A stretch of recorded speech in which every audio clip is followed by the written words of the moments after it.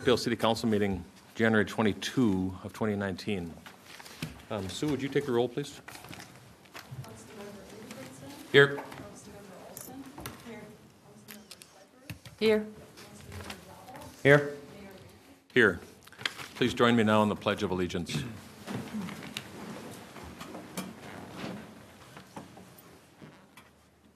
Pledge allegiance to the flag of the United States of America and to the republic for which it stands, one nation, under God, indivisible, with liberty and justice for all.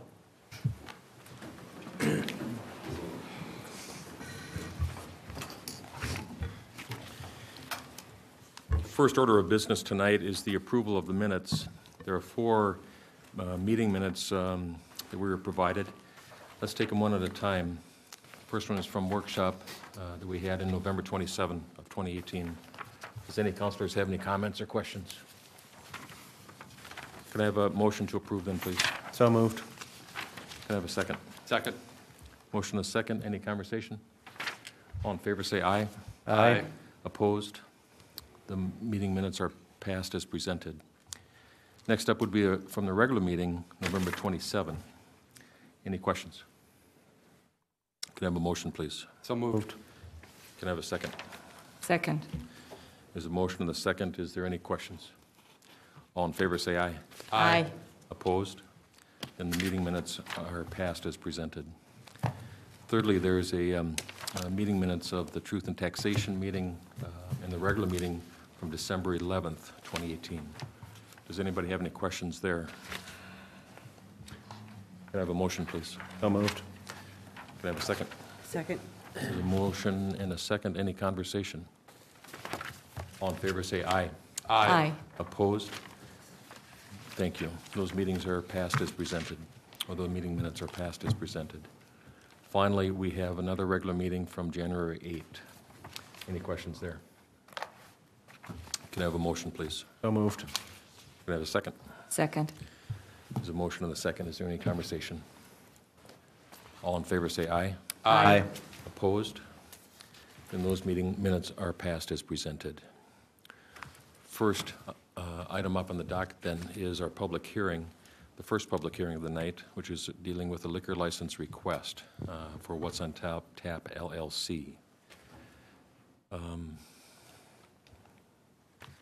Who's got this one? Bart? Mr. Mayor, council members, due to some timing issues relating to the application, posting for the public hearing, and the police department still waiting on some information back on the applicant's background check, it is staff's recommendation to continue the public hearing for the licenses related to the Titan Sports Saloon located at 1267 Geneva Avenue until the February 12th, 2019, 7 p.m. City Council meeting. So then, councilors, can I have a motion to continue the meeting? I'll make a motion to continue the public hearing for licenses related to the Titan Sports Saloon located at 1267 Geneva Avenue to February 12th, 2019 at 7 p.m. There's a motion. Can I have a second? Second. There's a motion and a second. Is there any conversation? All in favor say aye. Aye. Opposed? Then that recommendation is approved as presented, and that is continued till February 12th. Next up on the docket is another public hearing for the city project number 2019-1.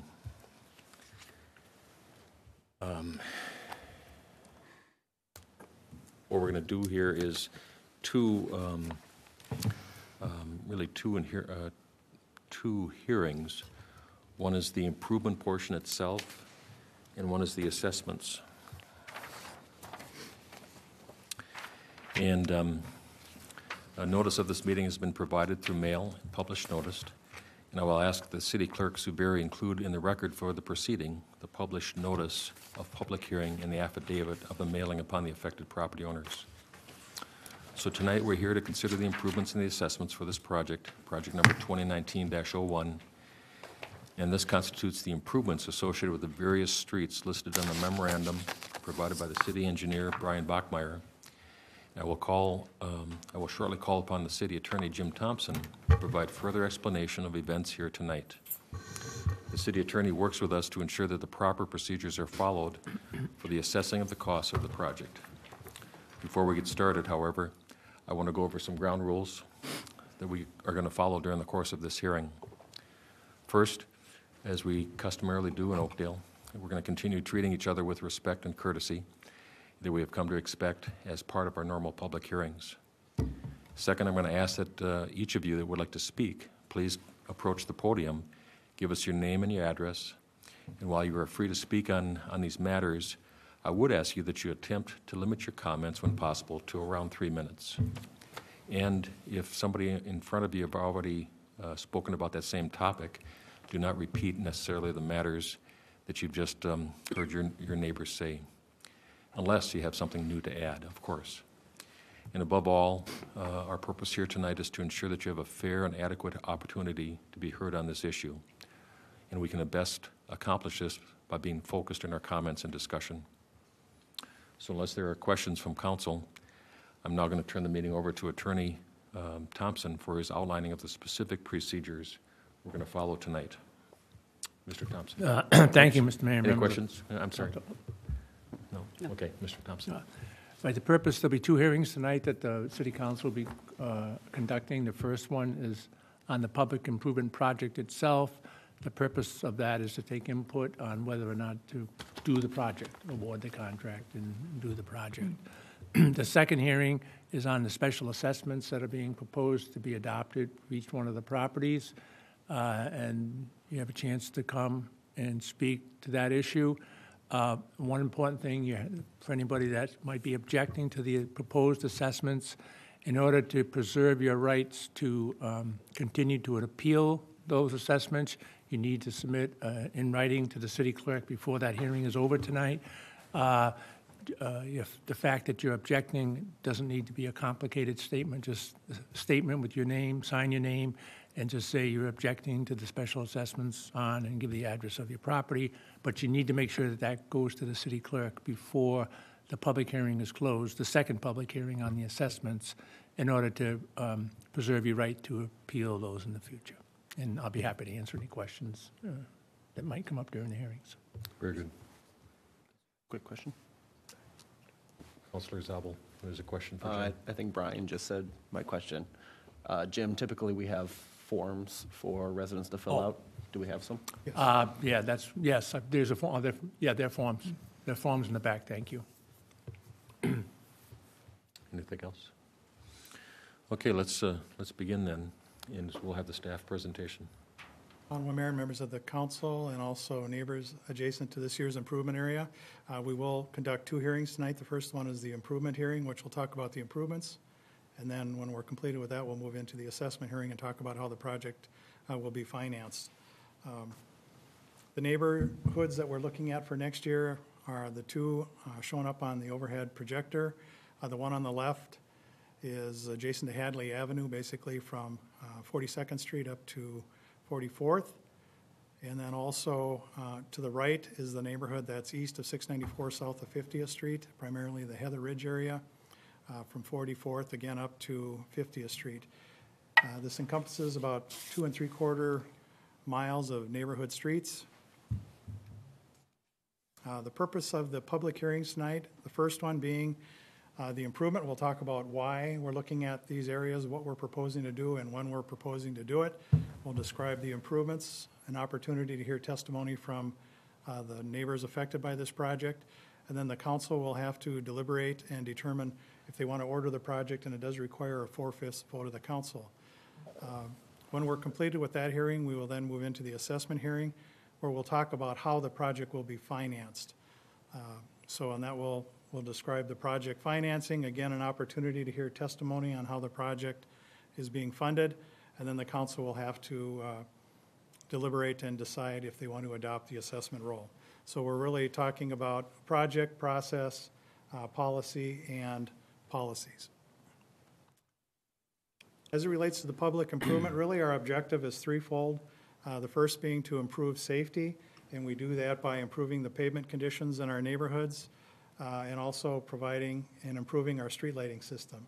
Since there is not an abundance of sidewalks in our neighborhoods, people do walk on our streets, so it's critically important that we take care of the pavement conditions in our community for that safety reason.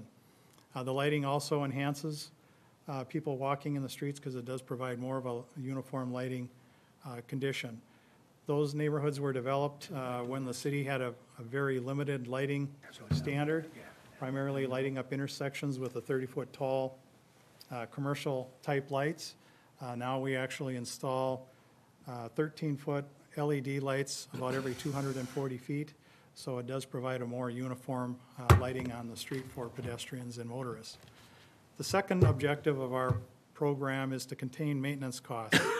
And as you'll see in a minute here, we do keep track of the maintenance that we do in our community, in our neighborhoods, and we're seeing that the maintenance costs have increased 50% over the last 3 years. It's now to the point where the maintenance costs are exceeding the revenue that we're collecting for that purpose in these areas.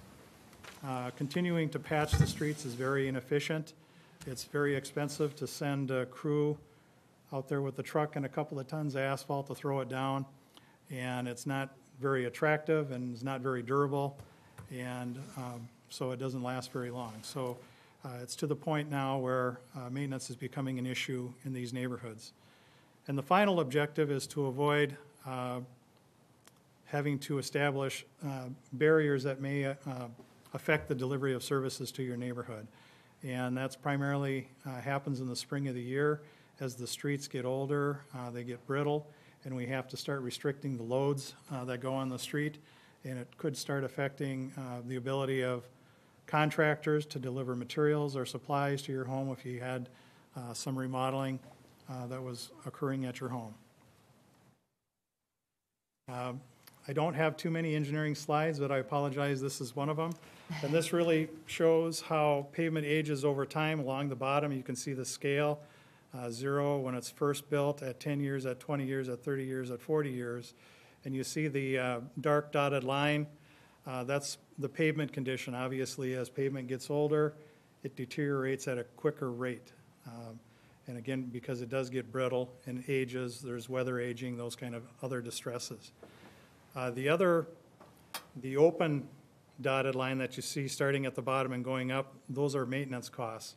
So when a street is relatively new, there's very limited expenditures that we have to do for street maintenance. Primarily plowing, I might have to do some crack filling, but there's very limited maintenance. But as the street gets older, it becomes more and more expensive to maintain that street. And you can see where those two lines cross is around 25 to 30 years, so around 28 years. We basically reached the point of diminishing returns where our costs are increasing, but the pavement conditions continue to deteriorate. So it becomes very ineffective to continue maintaining those roadways. In our community, going back to when we started this program in 1990 till what we're looking at for 2019, the age of the streets when they needed to be reconstructed. In the early stage of our program, it was around 25 to 26 years. Now we're closer to 28 years. So our maintenance strategies that we've developed have added life to our streets by approximately 2 years at the time of reconstruction. These are the pavement conditions throughout our community. I would say the blue and the green kind of indicate adequate and fair streets. Generally, they represent streets that are less than 20 years old, a lot of them. But generally, they're in fairly decent shape. But the streets that you start seeing in the purple and the reds and the pinks, those are the streets that are in poor and very poor condition. And if you look across our community, you can certainly see areas where there's more density of those colors of concern, the reds and the purples. And what you'll see in a minute, those areas are addressed in our program as we go forward. This is the neighborhood that we're looking at for next year. This is a list of streets. And again, a lot of these streets were constructed anywhere from 1985 to 1991, I believe. So they're anywhere from 26 to 35 years of age. The composite age of all these streets, if you were to lump them all together, it is 28 years of age. So again, it's very close to that, the standard that we've been setting. As I mentioned, we keep track of where we do our maintenance, and going back and to look at 2012, you can see the areas where we did maintenance. We kind of indicated minor maintenance with pink and red being major maintenance. So you can kind of see the areas, pockets that we did a lot of maintenance. And you can see these neighborhoods were already starting to show up in 2012. You'll see some other neighborhoods here where we did a lot of patching in 2012, but going forward, those neighborhoods drop off. And the reason is we reconstructed those neighborhoods already. So this was 2013. You can see where we were doing a lot of patching throughout our community. The other thing you see is when we do start patching in an area, we have to come back every year and continue to repeat patching those areas. Again, so this was 2014. Again, a lot of patching up in this neighborhood that we're looking at. Now here's 2015. As I mentioned, this neighborhood was reconstructed in 2015, so it's no longer an area that we do a lot of patching. But again, over in these neighborhoods, we were doing patching. In 2016, we actually started tracking not only minor and major patching, but actually how many tons of asphalt we were putting down and being able to better cost out the areas. And you can see the density of patching that was done in this area, and the color is up on the higher edge of the spectrum. And in 2017, again, we were back there doing patching. The third thing I mentioned, load restrictions, service restrictions to your property. As pavements get old, we do have to start restricting the pavement. And most of our streets in our community are 7-ton, which is very limited impact to service delivery to your property. But in areas that get old, where the pavement gets old and brittle and cracked, we do have to start restricting the size of the vehicles that can go in there, and that's the 5-ton. And those are displayed in red. So for the last 2 years, we've actually had to restrict the vehicles in these neighborhoods to 5-ton per axle or less. So we do have to put the signs out, and if you are having some work done in your properties, the contractors do have to make sure that the trucks are at or underneath that weight. There are 2 exemptions. Buses, obviously, we can't restrict, and garbage trucks we can't restrict. So even though they are heavier vehicles, we cannot restrict them just due to the state statutes. So as I mentioned, we do have a program every year. We do about 3 to 4 miles of neighborhood streets a year. We've been doing it since 1992. And for the next 5 years in our program, we're looking at the neighborhoods we're talking about tonight. In 2020, we're looking at neighborhoods more in the southern or the central portion of our community. In 2021, we're going to be kind of looking at, in 2022, we'll be on the south end, and then in 2023, we'll be back up kind of on the north end and the east side of our community. So we do try to spread it out a little bit so that we're not all bunched up in one area consecutive years. So we do try to do a neighborhood on the north, one in the central, one in the south, and kind of move it around so that we are minimizing the inconvenience that happens to a neighborhood if we try to do consecutive projects in consecutive years. This map indicates all the streets that we have reconstructed since 1992 to 2018. I believe it's about 80% of the streets in our community have been reconstructed in this program. And the significance of this program is we use the same justification and the same policies as it relates to project financing. And so a very similar program that we've been doing for a number of years. With that, I'm going to turn it over to Todd Blank. He is with Short Elliott Hendrickson. That's a consulting firm that we use. He's the project manager. He's done projects for the city of Oakdale since 1987. So he's very familiar with our community and our construction practices. And he will go over examples of previous projects and what we're proposing for this year's project. Thank you, Brian. Mr. Mayor, members of the council, and members of the public. As Brian said, we're starting out with some pictures of a past project. So this was 2017 that we took these before pictures, and then we took some pictures afterwards in the same spot so that you can see what we're trying to accomplish with these improvements. So in 2017, we were over in Olson Lake Estates, just to the east of the project area for this year.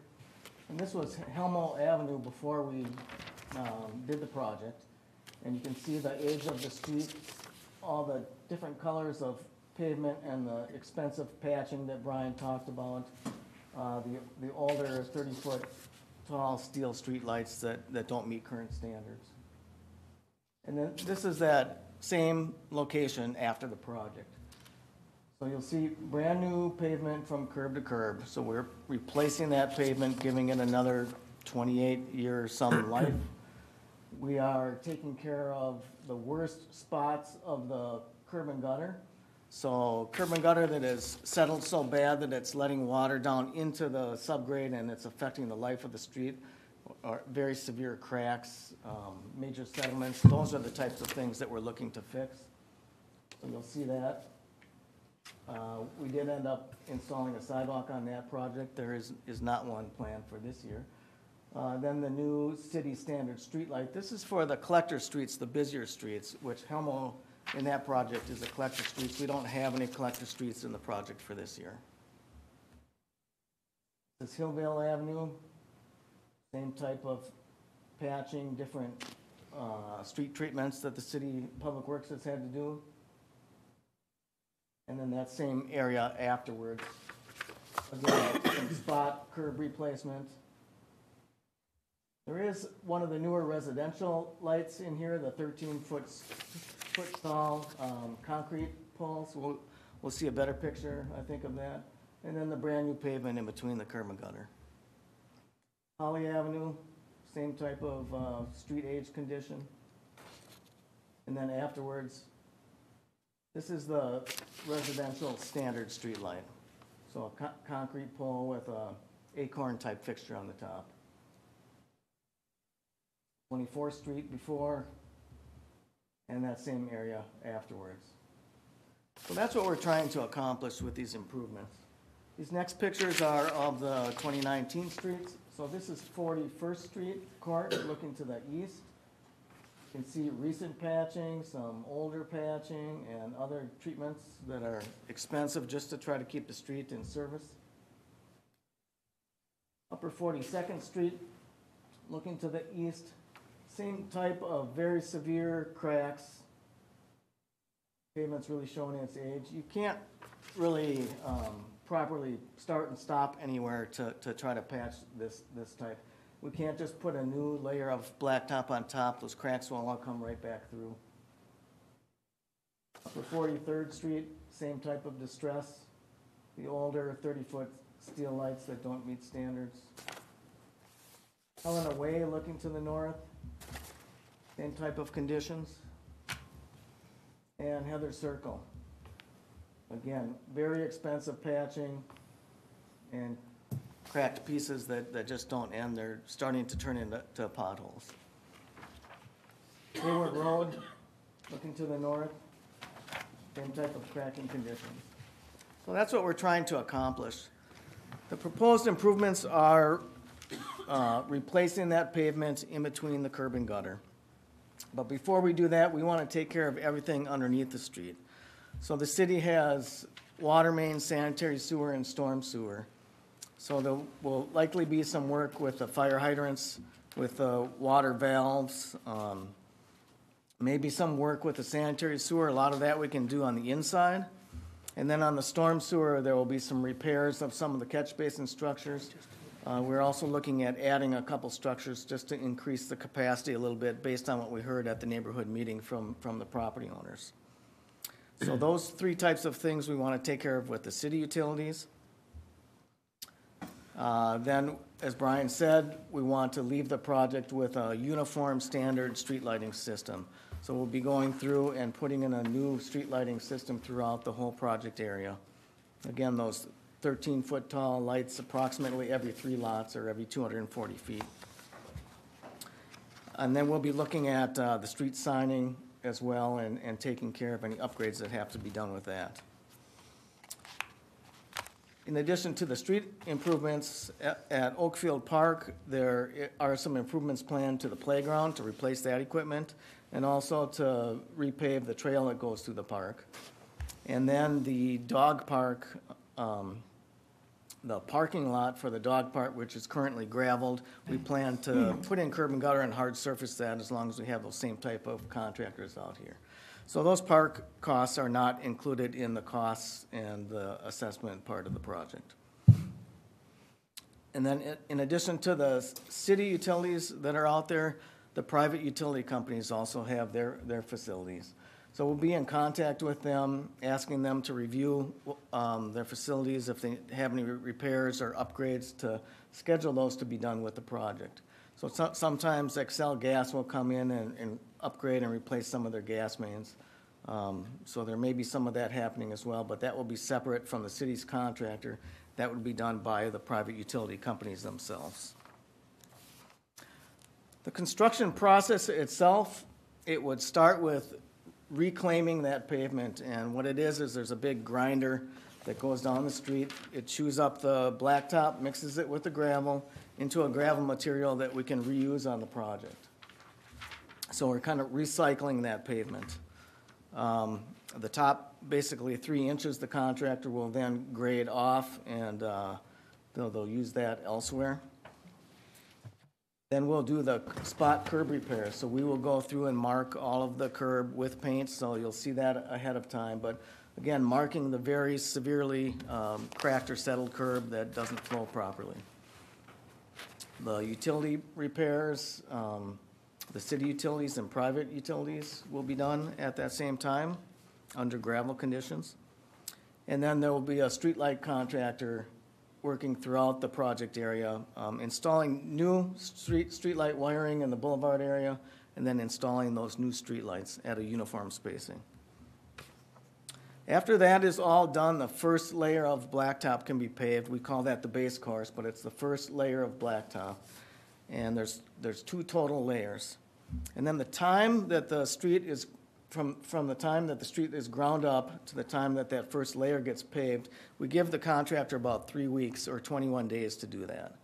And so we don't want them leaving the whole project area in a gravel condition. So we put that requirement in the contract, and then they generally have to phase the project in smaller areas to accomplish that. So we don't know if they'll just split it in 2 bigger parts on each side of 694 or what their approach will be, but they'll have to do something in smaller pieces or bigger crews. But we're trying to limit that time of disruption when there's dust and gravel. After that first layer is paved, they'll go through and they'll raise the manhole covers and the gate valve boxes up to their final elevation for final paving. They'll work at seeding the restored boulevard areas from the streetlight work. And then they'll be ready to pave that final layer of blacktop. During construction, we ask the contractor to provide continual access to the properties, and they will do that. The only exception will be if there's a storm sewer pipe right in front of a driveway that they have to replace, there'll be a short disruption while they're digging that and replacing it and filling it back in. And then also, if there is concrete curb and gutter in front of the driveways, there'll be up to a week period where that new concrete has to be installed and cure and get hard enough to drive over. But you'll be given advance notice ahead of time in those conditions, and then arrangements can be made for parking on the street or somewhere else during that time. But we do want to hear about any events that people have, if there's garage sales or graduations, and then we can communicate with the contractor and make sure that they do a good job of shaping that area up before that event happens. Working hours per city requirements are 7 a.m. to 7 p.m. Monday through Friday, and then 9 a.m. to 5 p.m. on Saturdays, and then no work on Sundays. So unless there's an emergency, the contractor has to work within those hours. And then the city will also have a representative out on the site during construction to both make sure that the improvements are built properly, and then also to serve as a resource to the residents to handle your concerns. So that is our approach to the construction project and what you might expect to see out there. Where we, well, Brian's showing again the project area. This shows the spacing of the streetlights, again, at intersections and about every 3 lots in between. Same thing in the other neighborhood. The lights will not probably be in the same location as they are now. And what we've shown on paper is our best estimate of where they should be located based on the records that we have. During construction, we will get all of the underground private utilities located in the field. They'll paint those locations up, and then sometimes we have to make some adjustments based on that. So it's not necessarily the final location. It's our best shot at that right now. This, again, is the city standard decorative street light for the neighborhoods, for the local streets. And where we are with the schedule, the neighborhood meeting was held back in November. We had pretty good attendance and went through this same type of information sharing. We prepared a report on these improvements that was presented to the council in December. And so then we're here tonight at the public improvement hearing and the assessment hearing. If the council goes forward tonight, we would bring the construction plans and specifications back to you for approval in March.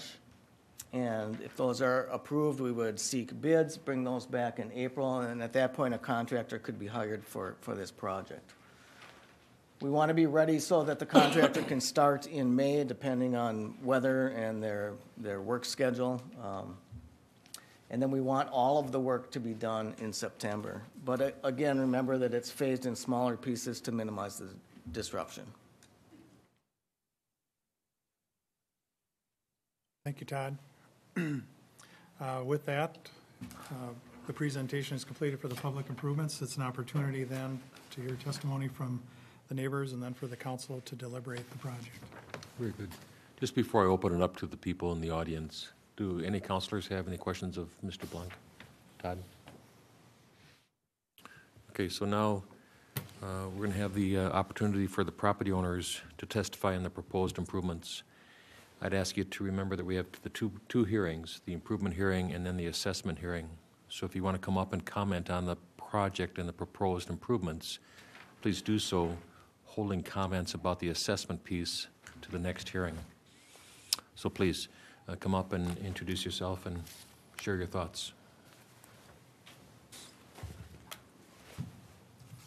Is there anybody in the audience that would like to speak? Is there anybody in the audience that would like to speak? Seeing none, I'm going to bring it back to the councilors, and I'm going to close the improvement hearing. Are there any comments or questions then from the council regarding the proposed improvements? Then I'll entertain a motion for the improvements and the ordering of the project.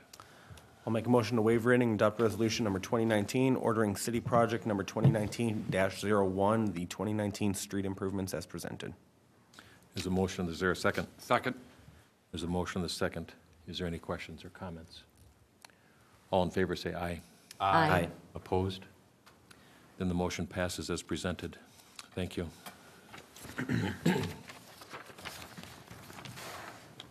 I now open up the assessment hearing. We're going to use the same procedure. So Brian, would you start your presentation? Thank you, Mayor. As indicated on the overhead here, we'll do a quick presentation. We'll talk about project financing, property taxes. We'll give a better definition of what assessments are and our policies, and then again an opportunity for the neighbors to testify before the council on the proposed financing and assessments. And once that's completed, the council will have to adopt the assessment roll or make revisions. I just want to touch upon our policies. Basically, assessments to property owners. This is our policy for reconstruction. What does it represent? It represents the cost to remove and replace asphalt on a minimum standard street based on $1999.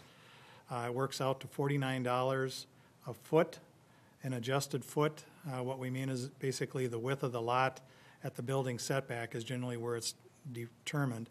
And it's capped at the minimum lot size requirement for that zoning district. In both these neighborhoods, I believe the minimum lot size requirement is 80 feet, but there are a number of lots that are a little bit less than that. So no assessments exceeded 80 feet in width. We do measure cul-de-sacs at the building setback. It's more of an equity kind of thing as it represents how big a house could be built on that particular lot and not at the curb line. It's measured at the building setback line. We've had that question come up. Well, there's less frontage in front of my property, but actually when you look at the amount of pavement out to the center of the cul-de-sac for each lot, it actually works out a little bit more than if it were a rectangular lot with the typical frontage.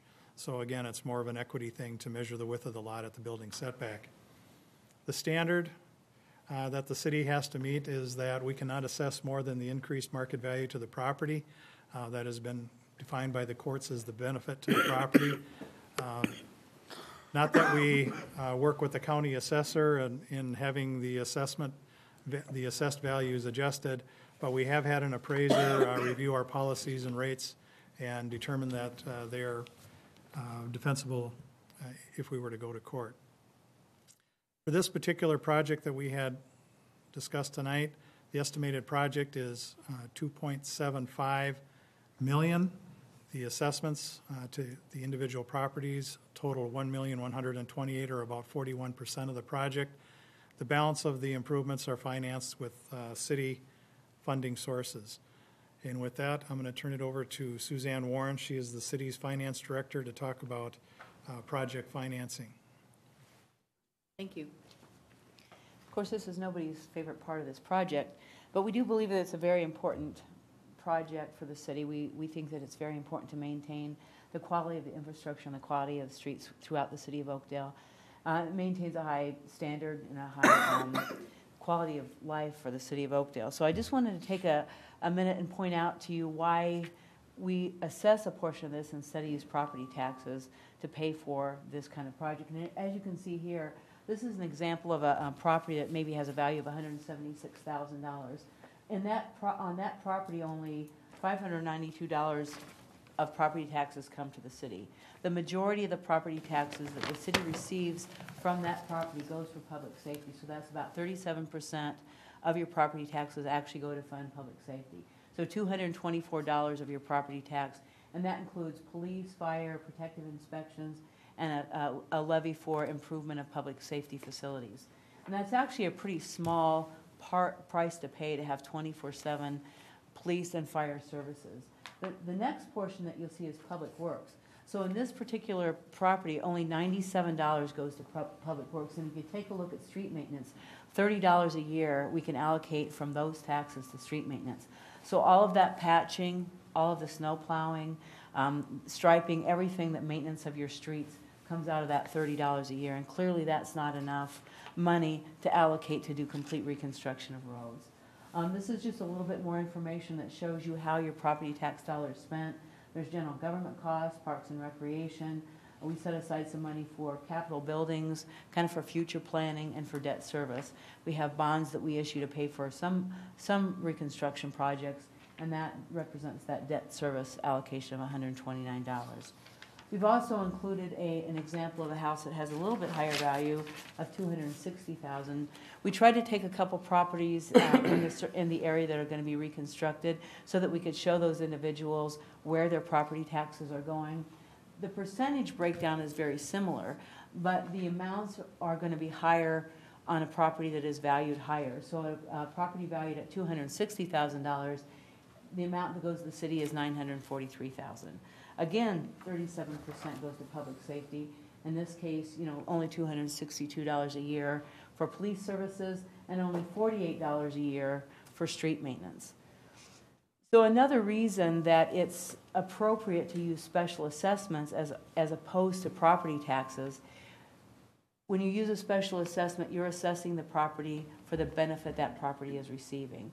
If you're paying for this through taxes, you're paying based on the value of the home. So we've, like engineer, public works director Buckmeyer indicated, we use an appraiser to determine the value that these properties receive from this reconstruction, and that's the amount. We don't assess more than that value to the property. If we were doing it based on property taxes, there'd be a big disparity in how much people pay for the reconstruction of the roads in front of their houses. So we believe this is an equitable approach. Periodically, we also get questions, about, why don't we just switch over? Why don't we start taxing for this? Everybody's property taxes would go up substantially, And it's difficult, it's a lot of money for individuals, but it's difficult to then apply that to everybody in the community at one time. So we're also trying to keep that balance of keeping property taxes reasonable and property taxes affordable, and at the same time maintaining the infrastructure in the city. So this program has been in place since, I think Brian said 1992 or the late 80s. There's a lot of individuals, the majority of individuals in the city, including most of our council members, have already been assessed and paid for assessments and improvements to their property. At any given time, if we wanted to shift that approach, it would be an inequity to the people that have already contributed through special assessments. So one of the things that we do and the council always does is try to find the most equitable way for all of the citizens of Oakdale to finance these projects. So moving on, a little bit about the special assessments and how that works. The special assessment, when we assess the property, it's actually like a loan. And the majority of people choose to have that assessment spread over a 10-year period and collected with their property taxes. So that's a very simple approach. If that's what you choose to do with your assessments, if this is approved, you wouldn't have to take any action. That's automatically going to happen unless you choose a different approach, and then you can contact me and we can work that approach out. There is a 4% interest, and that's based on the remaining balance. So every year as that's paid down, the interest component is going to drop. At any time, you can prepay a portion or all of that of the special assessment. So in 2019, up until October 15th, we can take a full prepayment or a partial prepayment, and any portion that you prepay, there will be no interest on that portion you prepay. We do have people that decide they don't want as much going on their property taxes. They want to prepay a portion of that. They may not have the funds to prepay all of it, so they choose kind of a combination approach where they'll make a prepayment. We've indicated in here partial prepayments of $300 or more. If somebody wants to make prepayments and that is steep for them, they can contact me and we can work something out with them, because we want to make this as easy as possible for everybody. We know everybody's financial situation is different, and we are talking about a lot of money. We want to work with you in every way that we possibly can. The first installment, if this is assessed against your property, you wouldn't see that until May of 2020. This would be certified at the end of this year for collection starting in 2020. So there's a fairly significant amount of time that you can plan for either that increase in your property taxes or for prepaying a portion of this over time. During that 10-year period, you can still make payments on the remaining balance. So even if it's been assessed to your property and you want to reduce the amount that's on your property taxes, we can continue to make payments. And this might seem like a lot of information, but I'm available all the time to talk to anybody. So anybody that has questions can contact me. I'll even wait after the meeting, but they can contact me at any time and I can work with them to figure out what their individual situation is and how we can help make it easier for them. Hardship deferrals. We do have a program in place where people can apply for a hardship deferral if they have, if they're in a situation where their income is going to completely prevent them from making the payments, or there's other extenuating circumstances in the family. We have an application that we can provide to anybody. I can go through that application with them, help them fill it out, or give them the information that they need to complete that application. That information is all confidential. It comes back to me, and then sometime prior to October of this year, that information would go to the council for approval if a hardship is approved. Now, in a hardship deferral, the assessment doesn't actually go away. It's set in abeyance so that the person or the homeowners do not have to pay the assessment either until the hardship no longer exists or they transfer or sell the property. So we do have people that need to take advantage of that. Periodically, again, everybody's situation is different. We want to work with everybody to make this as easy as possible.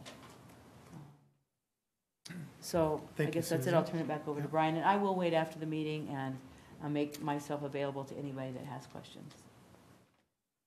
The next couple of maps just indicate how the assessments are applied to the property, and you can see the assessments range from $735 up to $3,920. There is a townhome association up here, and so that represents a $735. There is kind of a neighborhood of twin homes along 694. That represents kind of the next level of assessments. And then you can see throughout the neighborhood, the lot widths ranged from 60 up to 80 feet. So depending upon what the width of the lot was, determined the amount of the assessment. And this was the other neighborhood, Partridge Estates along Hadley Avenue here. Most of those lots were 80 feet, but there were a couple of exceptions to that. As Susie indicated, the assessments are spread over a 10-year period.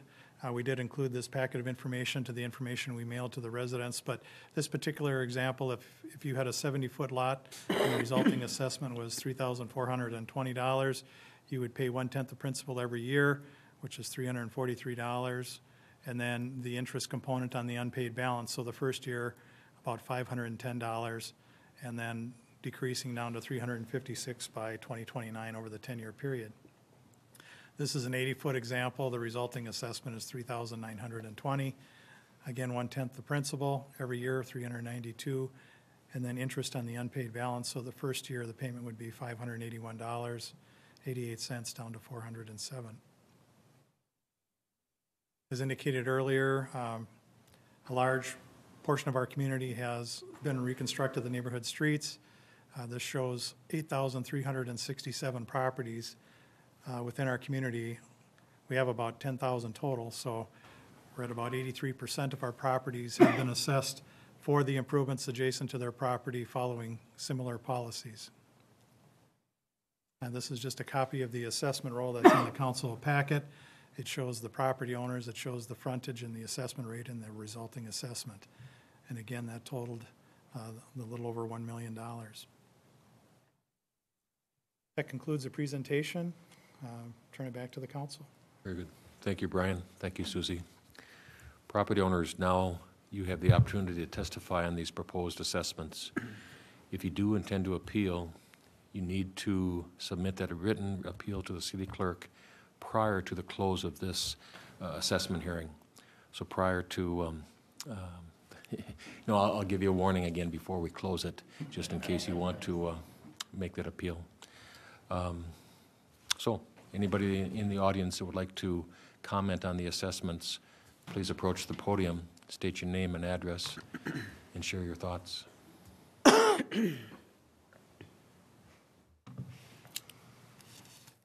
Mr. Mayor, council members, my name is Deanne Schultz. I live at 7429 46th Street North. I just had a question about the assessment rate. If that is the same when you put in a sidewalk for specific streets. So I don't think a sidewalk is included in any of the streets or in this set of reconstruction. But like we said, a block away from us, the beautiful sidewalk all the way down. Is the rate the same for the assessment? So did they pay the same rate that we will be paying, but ended up with a sidewalk? And perhaps I should have asked that when we were talking, or, when that was open earlier, but it just kind of clicked like, No, the assessment represents the cost to remove and replace the asphalt on a minimum standard street. So all the other improvements that we have to do, if it's sidewalks, the lighting, curb and gutter, utility repairs, those are all the city costs. Okay. So then can I ask a follow-up? Sure. How do you determine who gets the sidewalks? I'm going to kick that back to Brian. Well, within our comprehensive plan, which is basically the master plan for the community, it indicates where sidewalks are proposed that the city would like to see. And so Helmo Avenue, 2 years ago, that neighborhood had identified a sidewalk from 50th down to 40th in the plan. So that's why that sidewalk was included. There are no sidewalks that are in our comprehensive plan for these two neighborhoods, other than what currently exists along Hadley Avenue. And is there a chance that we could revise that plan? Well, That's an interesting question. 2 years ago, we got the opposite opinion from the Right. neighbor, so. I mean, not to throw a wrench into the whole system, but I mean. Brian or Todd, you want to weigh in? Well, it's kind of a two-step process. Yeah. One would be our comprehensive plan, which includes the sidewalk and trail plan for the city, would have to be revised before a city would initiate. But there is another process. Property owners could petition for a sidewalk too. But that threshold, I believe, is fairly high Okay. because there is a lot of resistance for sidewalks, so. I'm just curious, obviously, because it goes right into the trail to meet up with Gateway eventually. And then we've got the dog park right there now too, which, yeah, okay. So, all right, curious question. I would say the quick answer is we tend to focus sidewalks on the collector streets, the busier streets, so Helmo, Hadley, Granada, et cetera. I think that's been Okay. where most of our focus has been when adding them in to existing neighborhoods. So that's why it went in on Helmo. It's a busier street, especially as we're considering the 3M development to the south, where there will be an extension of Helmo going south, and not necessarily other streets. Okay, I appreciate it. To clarify then, no. I understand. But residents could go through the petition process if they wanted to. Yeah. Absolutely. Yeah. Is there anybody else that would like to comment? Good evening. Good evening, Mr. Mayor and council members. My name is Melissa Sonic. I have lived in Oakdale for the last 10 years. My address is 4613 Heatherway North. And I understand the spirit behind this is to improve the community for all, and the value of property, the value of the property will increase based on the improvements. And I really don't envy any of the tough decisions that you have to make around this. Oftentimes in leadership situations like this, it's not right versus wrong, but it's right versus right. And so I understand there's lots of elements that you're considering. That said, our situation is complex. And while it's been said that as taxpayers we'd benefit, my family and I will not benefit from this assessment. The uniqueness of our situation is we are selling our home, and we are closing on Monday. So that's January 28th. And the letter that we received states pretty simply, and I quote, "Note, the entire amount is due at closing if the property is sold." And so while I don't think it's the intent of this council for either a buyer or a seller to produce $3,000 within 4 business days, that's kind of the reality of the situation that we're in. And so my request would be for the council to develop a process that includes options for buyers and sellers before you vote on this assessment, and that in the future those options could be listed in the letters that go out to community members rather than functioning under the umbrella that all of this is due upon closing. Thank you. Thank you. Noted. Is there anybody else that would like to speak? Is there anybody else that would like to speak? So now I'm just about ready to close the assessment hearing. So if there's anybody that would like to submit their appeal for deferrals, now's the time. Okay, I'm going to close the assessment hearing and bring it back up front. Councilors, do you have questions of Brian or Susie or Todd on the assessment portion? Hearing none, I'll entertain a motion to adopt the assessment roll. I will make a motion to waive the reading and adopt resolution number 2019, adopting the assessment roll as attached. There's a motion. Is there a second? Second. Motion and a second. Is there any conversation, any questions? All in favor say aye. Aye. Aye. Opposed? And the motion passes as presented. Thank you.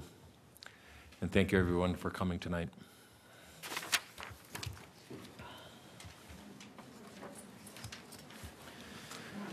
Next up on our agenda is our open forum.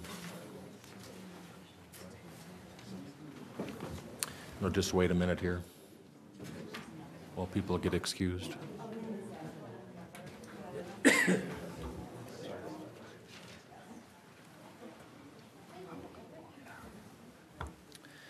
So next up on our agenda then is our open forum. And the open forum is a chance for anybody in the audience that would like to comment on anything that's not on our agenda is welcome to do so. So again, the key there is it's not on the agenda. So if there's anybody in the audience that would like to come forward, please do so at the podium. State your name and your address and share your thoughts.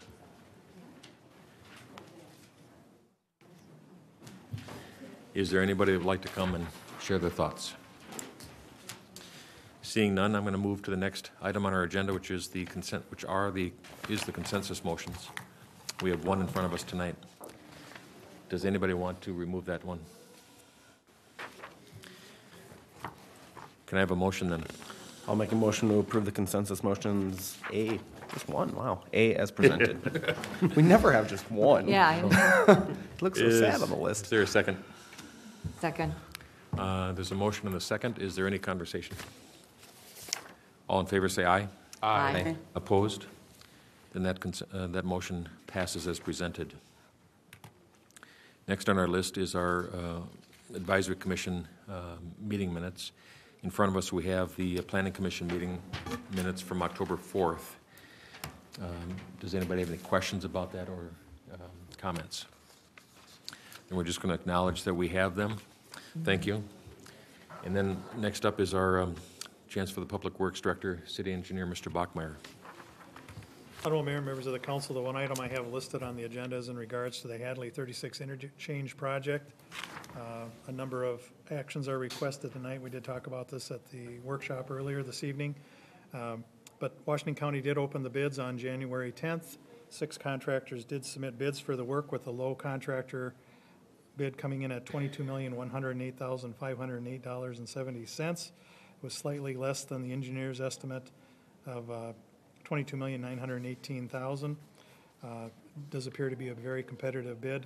So the county is looking for the city to concur with the bid award on that. They will be doing that at their next county board meeting.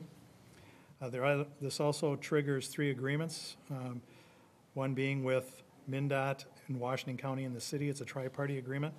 Really talks about how the project will be, the federal funds and state funds will be allocated towards the project. Also talks about some maintenance responsibilities and the responsibilities of the county to be the lead agency for the project. The other 2 agreements are between the city of Oakdale and Washington County. The first one being in regards to construction. Again, primarily duties and responsibilities for preparing the plans and construction management and right-of-way acquisition, reimbursement, and engineering costs. So those items are reflected in the construction agreement. And then the final agreement with Washington County is in regards to future maintenance of the improvements. And what that spells out is that the city will be responsible for the maintenance of our local improvements, which include water and sewer, street lighting, and landscaping, and then also the sidewalk minor maintenance along the county corridor. The other action we have requested tonight is for the council to concur with our request to advance our state aid funding, which is our gas tax MSAS funding for this project, so that we can cover the costs above our annual allocation. With that, I'd stand for any questions the council may have.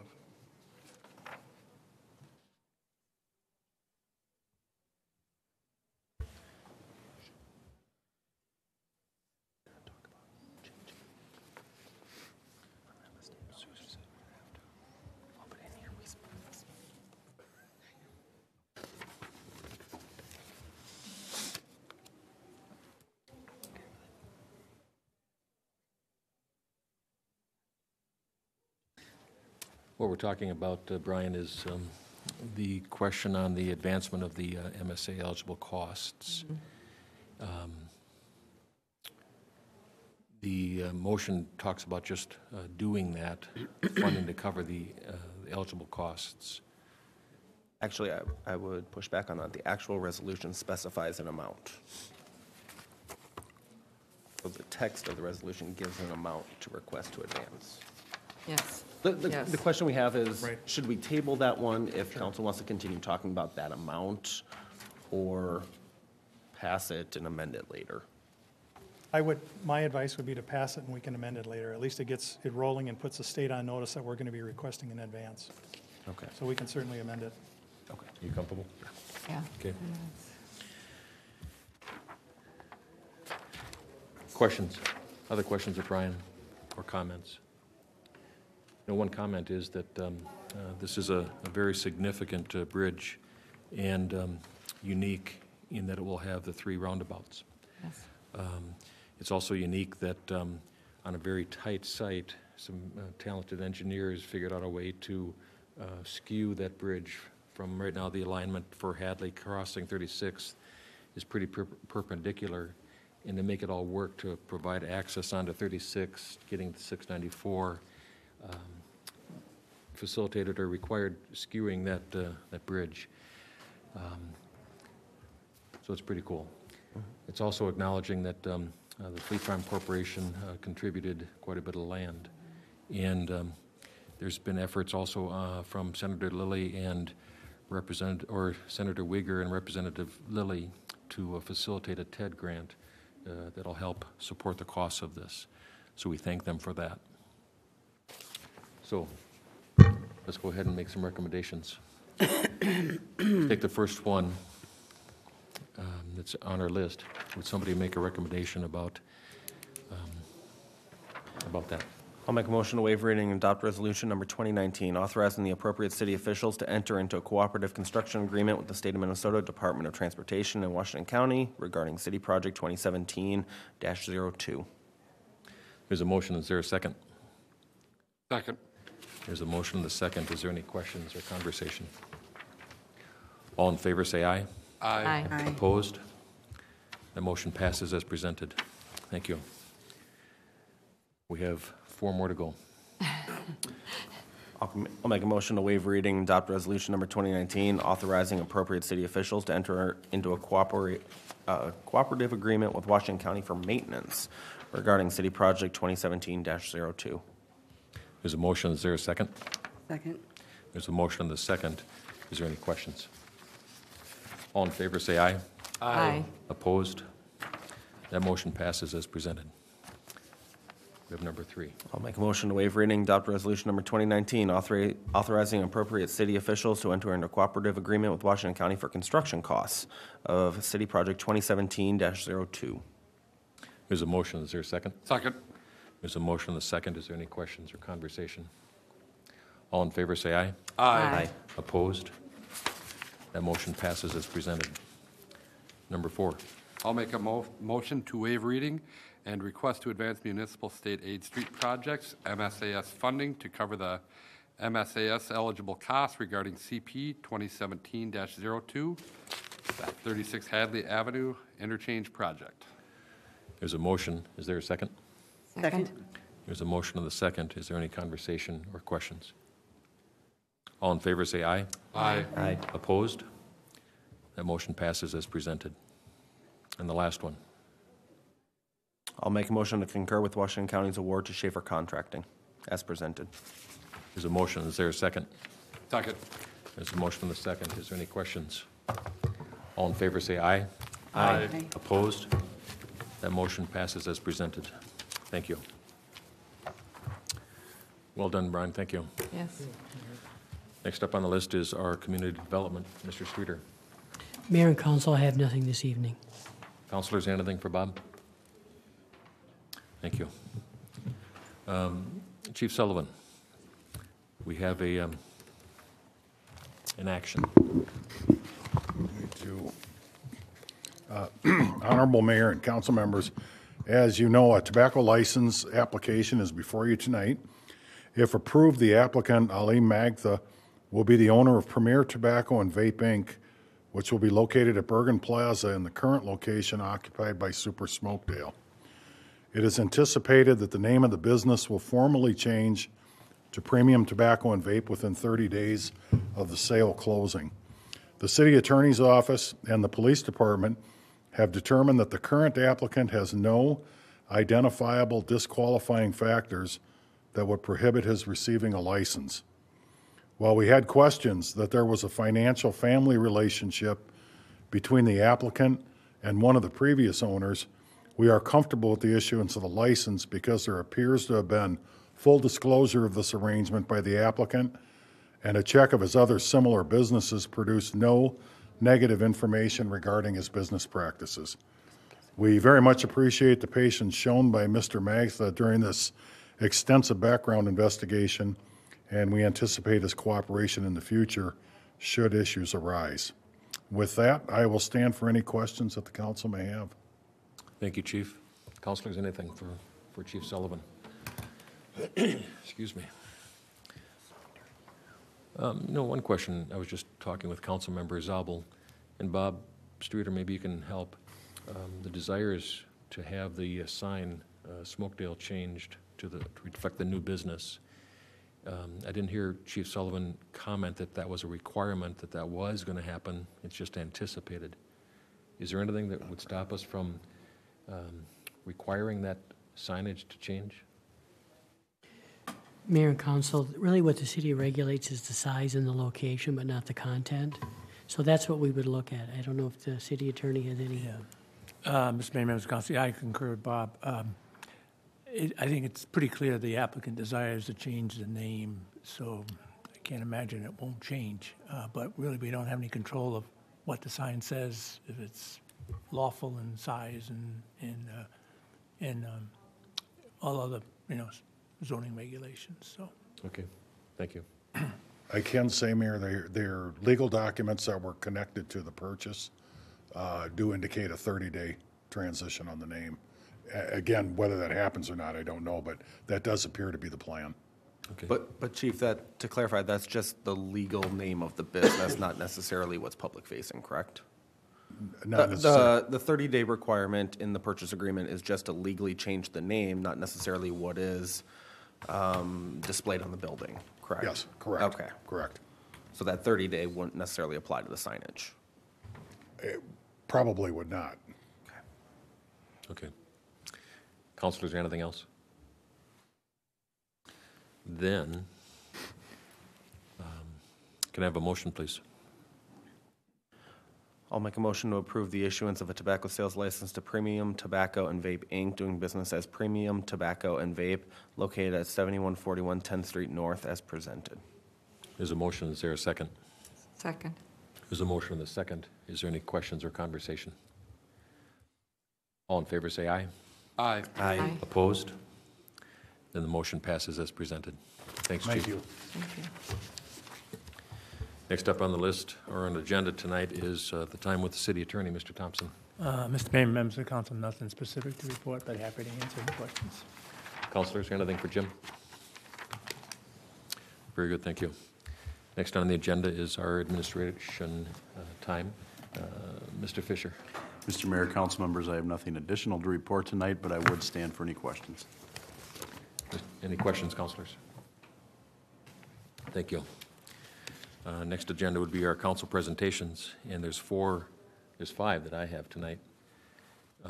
Let me start and then be thinking about things that you'd like to add. The first one is that the next indoor market will be Saturday, February 2nd, from 9 to 1. This is up at the Discovery Center, 4444 Hadley Avenue, and there's over 20 vendors at the market offering everything from coffee beans to meat to strudel to baked goods and handcrafted items. Also, we have a home improvement program.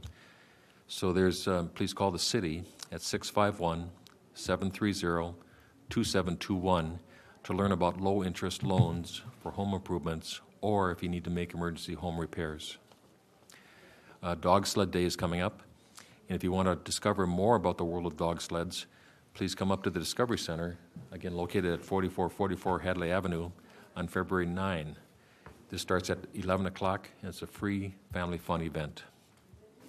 Lastly, keeping in touch, and you can keep in touch through our website, as it offers the opportunity to subscribe to a variety of notices, including council and commission meeting agendas, employment announcements, and updates from the recreation, fire, and police departments. To sign up, please go to www.ci.oakdale.min.us. Lastly,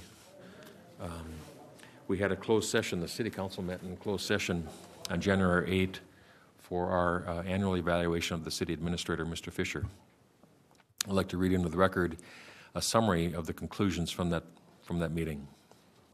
So the City Council is very pleased with the City Administrator's work internally, keeping the positive momentum going and the ball rolling in the right direction.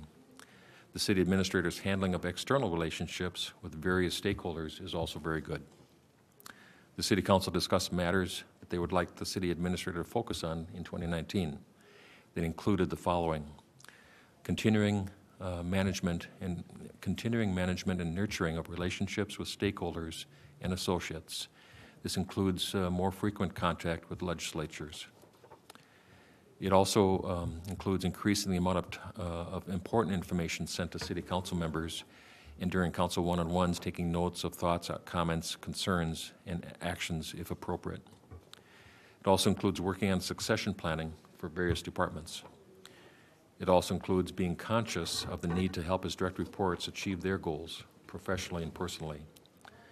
And as appropriate, increasing the frequency of conversations with the city's trusted advisors to gain insight from their years of experience in city matters.